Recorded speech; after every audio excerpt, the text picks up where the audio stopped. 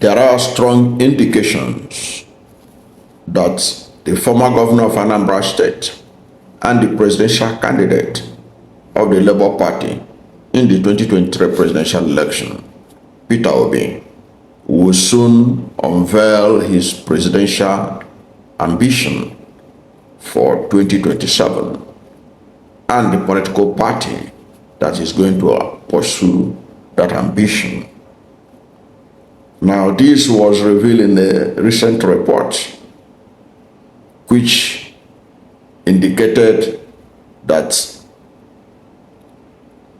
the plan to form alliance with Atiku Abubakar may have failed, and that what we are going to witness in 2027 election is going to be a three-horse race, a race between Atiku Abubakar in his own party, which is now being rumored to be ADC or African Democratic Congress, led by Raf Okenwosu, and Peter Obi, whichever platform it will be, whether it will be Labour Party or any other party, will soon be told. And then the APC, led by Bola Ahmed Tinubu. That is what is unfolding right now. And according to the report, the P2B is going solo because I think the fillers he has gotten and the filler from the southeast and from the obedient movement and the generality of Nigerians, the fillers they are getting is that Nigerians don't want Peter Obi to play second fiddle to anyone. They believe that he could be president. They believe that he has the capacity to do the job that needs to be done. And they do not think running with Atiku is the solution to Nigeria's problem. There are people, from what I heard and from what the reports indicated, who feel strongly about Peter Obi stepping down or not pursuing his ambition and subsuming it under Atiku Abubakar. Now, according to the reports, there was a meeting in London.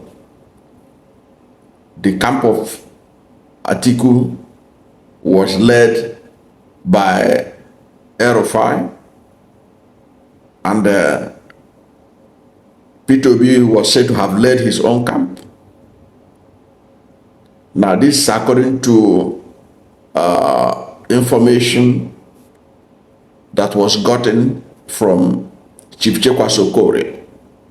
Chief Chekwas Okore is the founding national chairman of APGA, All Progressive Grand Alliance. In fact, he was the person that registered APGA in 2002 or 2001, thereabout, and provided a platform for Dim Odumegwu to run for president in 2003. He was the founding national chairman of APGA. He was also the chairman when Peter Obi won the election in 2000 the 2003 election. Peter Obi won that, but was eventually declared the winner by the Supreme Court in 2006. He was the national chairman. And he said, I know Chekwas Okore both personally and historically, and he was quoted by the Guardian newspaper that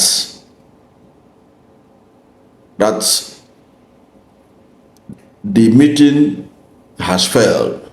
The meeting to broker working together he said it didn't work out.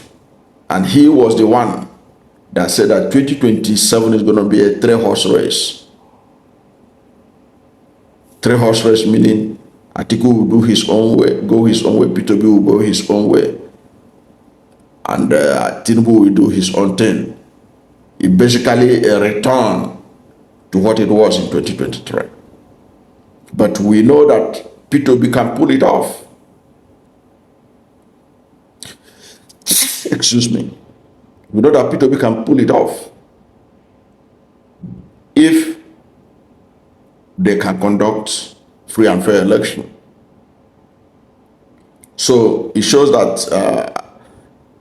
from the report, both by the Guardian and others, citing Chekwa Sokoria, it is obvious that P2B is going to go alone.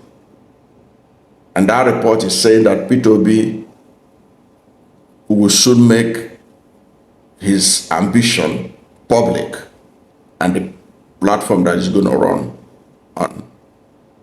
I think that is a good move. That is a better move than succumbing to the pressure to play second fiddle to Atiku Abubakar. And there are other things working in the favor of Peter Obi. 2027 election is going to be an election like no other. It is an election in which President Bola Ahmed Tinubu has captured all the structures. If elections are going to be based on structure, Tinubu has captured all of them literally. All the political structures in Nigeria, he has packed the political structure of PDP, he is packing the political structure of Labour Party, he is packing the political structure of any other party you can think of. But the election is going to be based by the Nigerian people. So the election is going to be conducted where the opposition leaders are going to contest structureless, if you like. And who is the candidate that has shown capacity to win, even where there are no structures? That is P2B.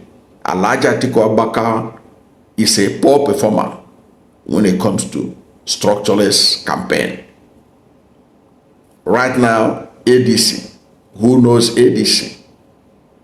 Okay, Atiku Abubakar is more popular than the ADC, but can he be able to galvanize ADC?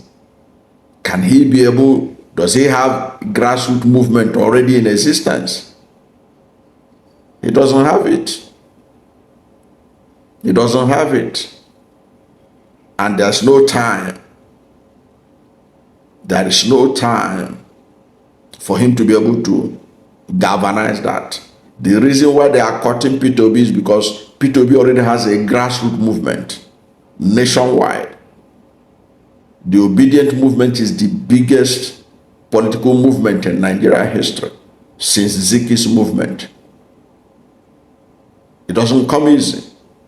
It comes with people having confidence in a particular individual, that he stands for something that is worthy of deserving followership. So P2B is the man, and that is the way to go. Going it alone.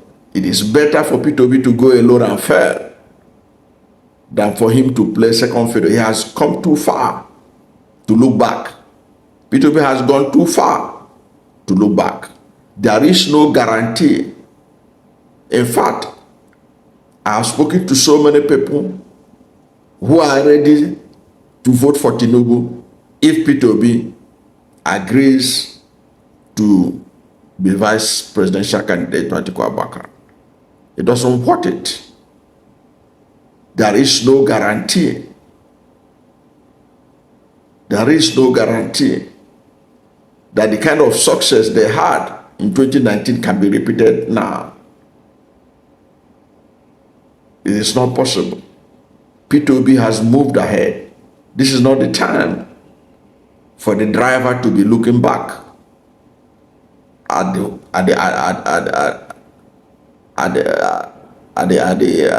side mirror. It's time to face forward.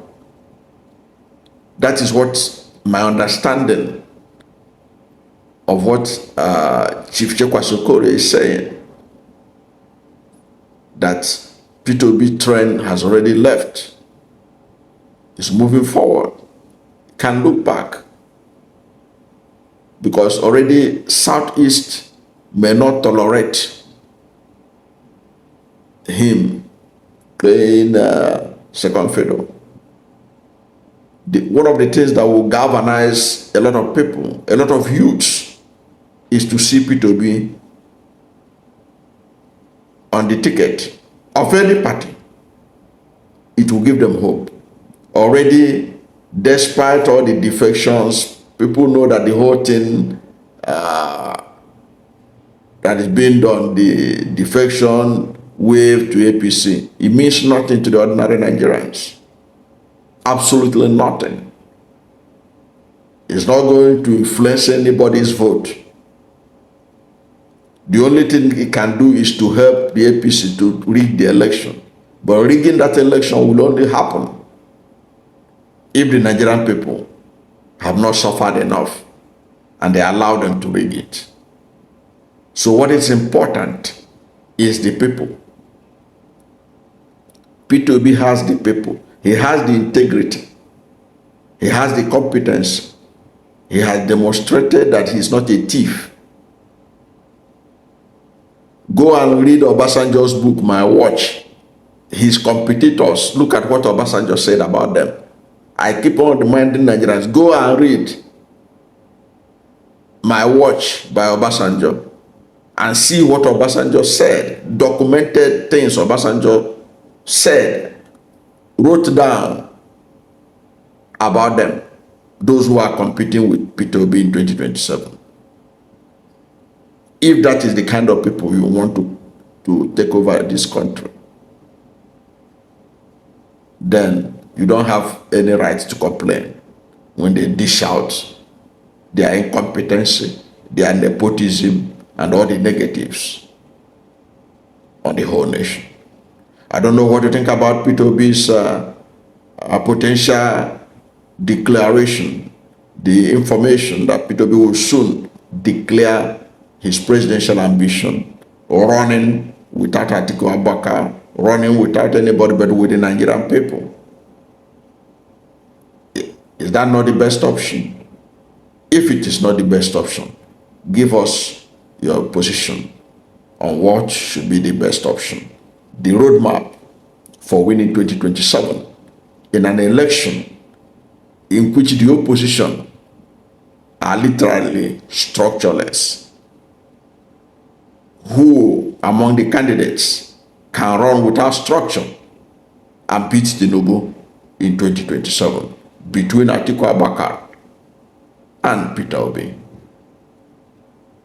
Whatever is your position, let's hear from you at the comment section.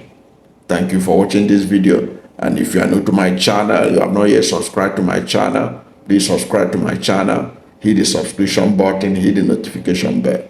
When you subscribe to my channel and hit the notification bell, anytime I have a new video, you'll be among the first to know.